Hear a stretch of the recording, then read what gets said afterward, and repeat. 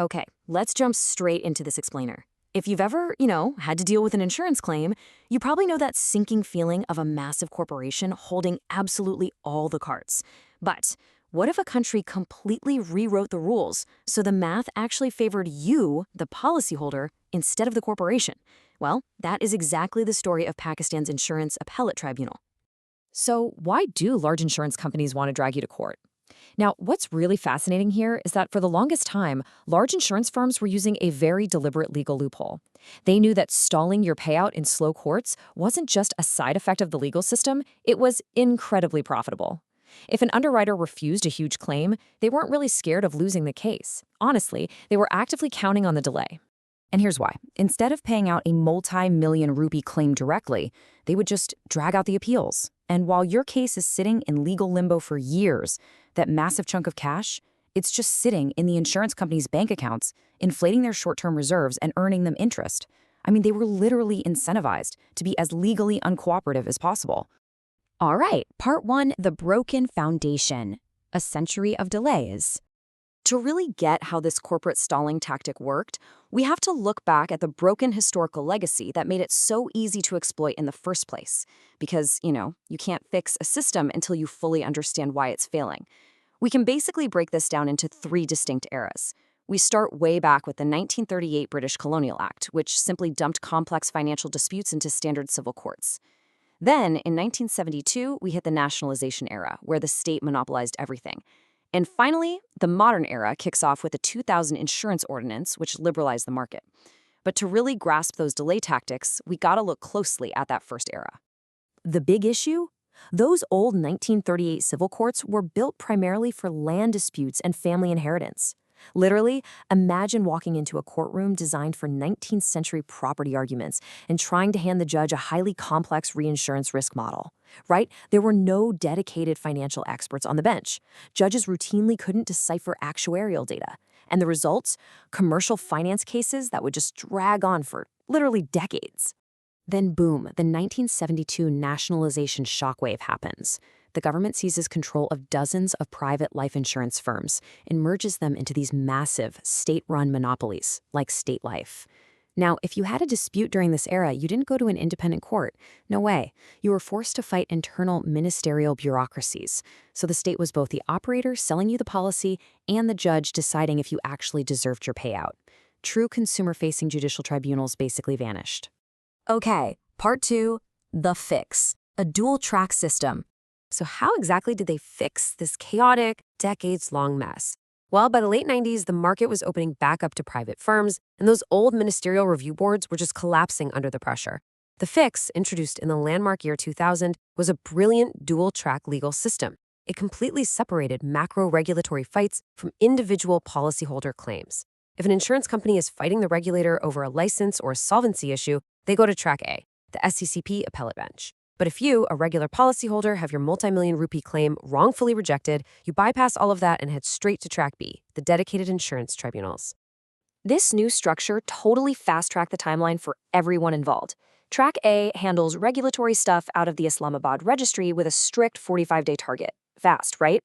Meanwhile, Track B operates out of provincial hubs, places like Lahore, Karachi, and Multan, using summary proceedings. These are specifically designed to entirely bypass those classic, sluggish civil court delays we were just talking about earlier. But here's a totally fascinating logistical puzzle. The SECP regulates the market and handles the high-level appeals. So how do you actually keep that fair?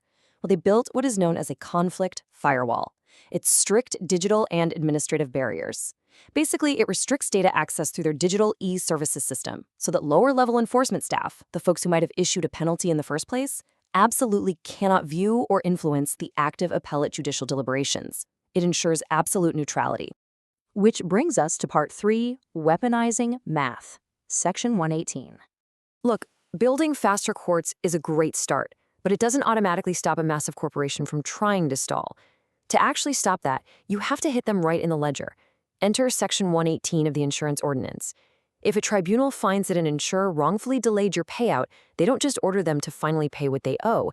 They enforce Section 118, which automatically tacks on a massive mandatory statutory fine to the core claim amount. And the way this fine is calculated is nothing short of brilliant. Here is the magic formula. 5% above the prevailing state bank-based discount rate. But here is the real kicker. It is compounded daily.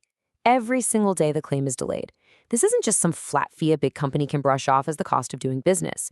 It is a mathematical snowball rolling down a mountain, growing exponentially with every 24 hours they refuse to pay. And the behavioral impact of this math was wild. Stalling suddenly became economically toxic. That old loophole, keeping the cash in their reserves to earn interest, was completely wiped out by the compound penalty.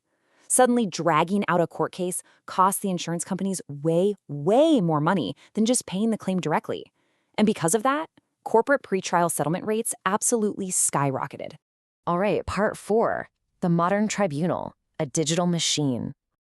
Let's jump ahead now and look at how this highly specialized corporate arbitration environment operates today, spanning 2024 to 2026.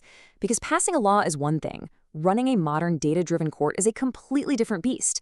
To make this analytical engine actually work, they use a rigorous dual hiring pipeline.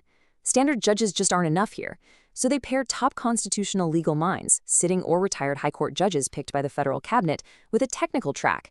This brings in brilliant actuarial scientists and chartered accountants hired through super competitive open market exams. They balance pure legal skill with intense technical industry knowledge. But there was a problem. How do you stop massive private multinationals from just poaching your best technical talent, right? To fix this, the tribunal ditched standard government civil service pay scales for its top experts. Instead, they use market-based corporate grading like MP1 and MP2. This ensures that their actuarial advisors and registrars are actually compensated competitively against the exact corporate executives they are tasked with regulating. Still, even with the right people, the system faced this quiet crisis by the early 2020s, decades of physical paper records severely clogging up the filing cabinets. Faced with aging paper archives, they launched the 2024 to 2026 Backlog Eradication Campaign. They aggressively digitized decades of legacy files, completely clearing out over 120 complex historical corporate cases. They digitized paper files dating all the way back to 2011 and integrated the whole shebang seamlessly with the SECP e-services portal. And the result of all that work is what they call the paperless bench. The modern courtroom is entirely data-driven now. So instead of relying on long, emotional oral speeches like you'd see in standard civil courts, lawyers are expected to submit digital spreadsheets. And the judges? They cross-examine those financial records live, right there on their dashboard monitors, mid-hearing. Honestly, it feels way less like a traditional courthouse and much more like a high-stakes corporate arbitration chamber. And, this matters on a global scale. Because modern insurance risks are distributed worldwide, the tribunal actively integrates international compliance standards. They enforce strict FATF anti-money laundering protocols, adopt IAS core principles, and they even adjudicate complex cross-border treaty audits for global syndicates like Lloyd's of London. This rigorous alignment keeps Pakistan's financial markets secure and completely predictable for international reinsurers. So as we wrap up this explainer, we've seen how removing complex finance from outdated civil courts and then applying a daily compounding financial penalty transformed an entire industry. And it leaves us with a really fascinating question to consider.